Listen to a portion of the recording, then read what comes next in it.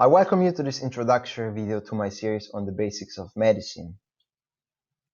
My name is Davide Patti. I'm a chemist and an independent researcher within all sciences related to the human health.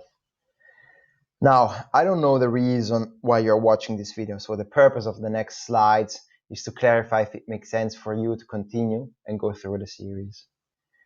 The content in this introduction is repetitive, and that's on purpose. I want to make it very clear what this course is about. A word about the slide layout. On the left side, you will always find the outline of the episode. So in bold, you recognize which point we are currently talking about. And the rest of the points are different topics. So before we go into what this course is about, I'd like to say that I dedicate this work to everyone who is unwell, in particular people in a state of chronic disease, but also to the lover of patients and to everyone with empathy actively seeking ways to relieve the suffering. Now let's get started. Definitions. The title of the series is Medicine Basics. So it is very important for me that we make it clear what we mean by medicine. Medicine, of course, has several definitions. They are different from each other. They can all be used. In this course, medicine refers to the science and art of dealing with the maintenance of health and the prevention, alleviation of cure of disease, as you can read here. The definition is taken from the Merriam-Webster Dictionary, which shows the definition.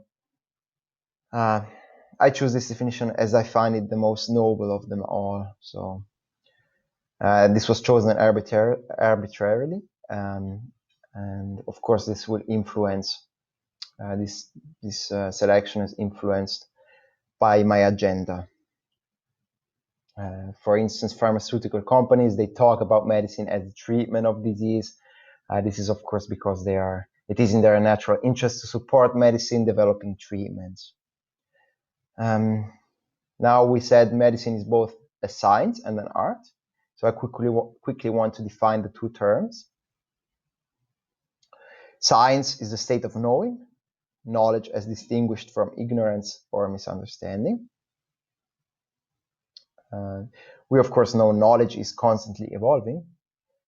Models are constantly being validated, invalidated, corrected, and so on. So we must be aware that science is therefore not necessarily exact or even correct. Art is a skill, occupation, acquired by experience, study, or observation.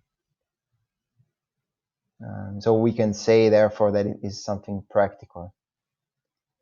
So since medicine is both a science and an art, we can say that medicine is per definition not necessarily exact, and it's practical. This is an important concept, as it is a basis. It's at the base of this course. We should also realize that the definition we choose here doesn't represent the medicine you notice being practiced today.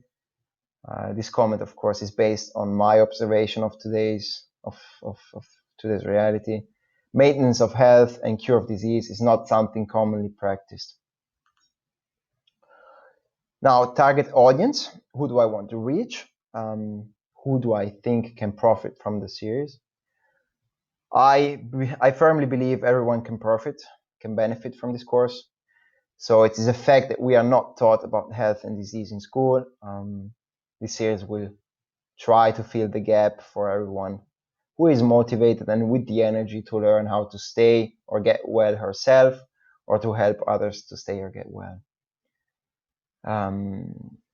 So this series really is for everyone, and at the end of the series I will also ask you to recommend it to someone you think might be interested, and of course only if you are satisfied with the knowledge you have acquired. Now what is the goal of the series? The ultimate goal of the series is twofold, just as you can read on the slides. First of all, it's transferring the basic knowledge about medicine. This will empower you to start shifting from disease towards wellness, improve or maintain wellness, and also become a healthcare leader within your family and or community if you choose to do so. And second, it's of course to prepare you for the more advanced series. It lays the foundation, so to speak. Next slide. Are there any prerequisites? There are no prerequisites really. If there are points you do not understand, I recommend you look them up on wikipedia.org, which in my experience should be enough to fill any gaps for this particular course. It is advantageous if you have a college education, at least. It will give you, which I believe will give you enough training in natural science, and also give you the thinking patterns you need to follow this course. An open mind will make the learning process easier as well. Now, how do we reach our goal? We defined what medicine is, right? So this, of course, determines the direction we are going towards. So the science and art of dealing with the maintenance of health and the prevention, alleviation, or cure of disease. And we also deduced that this is not necessarily exact, but it's practical. Now, how do we proceed? We see 1, 2, 3. We reach the goal in 3 steps, which we will follow many times over. So first of all, we observe what is. Then second, we apply logic to connect the different observations. And 3, we distill simple concept that we can work with. We saw that the definition chosen for medicine somewhat represents the agenda. And we also know from experience that an agenda will influence many steps of any process involved. So this is what we call bias. So we can say we are biased. Everyone is biased. We should be aware that you and me, we are biased by this selection we have chosen for medicine. So we will follow a process to uncover a practice that maintains health, prevents, and alleviates and cures disease. It is not exact, but it's practical.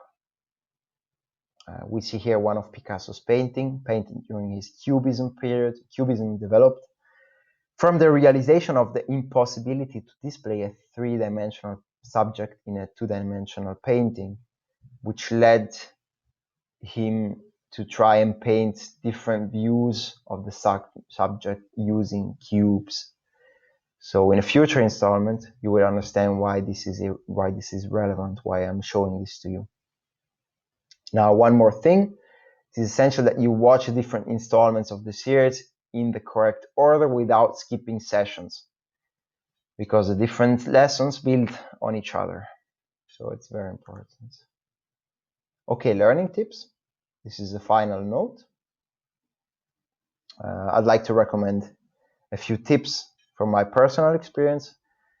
This, of course, does not mean they will necessarily work for you, but I recommend you try them and you see if you can profit, if they work for you. So first of all, I would limit the amount of new information learned in a day. To implement this, I would recommend you limit the number of lessons to 1 or maximum 2 a day. And the second tip, I would recommend you repeat what you have learned as soon as possible. This should help comprehension and also memorization of the new material. To implement this, I recommend repeating a new lesson the next day, as well as to try and explain what you have learned to someone willing to lend you an ear. Now the last slide. Yeah, that was it. You should now know if this series is for you. If you are interested, you will find the link to the different videos in the description below. And remember to watch the different installments in the correct order. You can always post any questions in the comment section. I will do my best to answer as many as I can, of course. Yeah, that was it. Thank you very much for watching.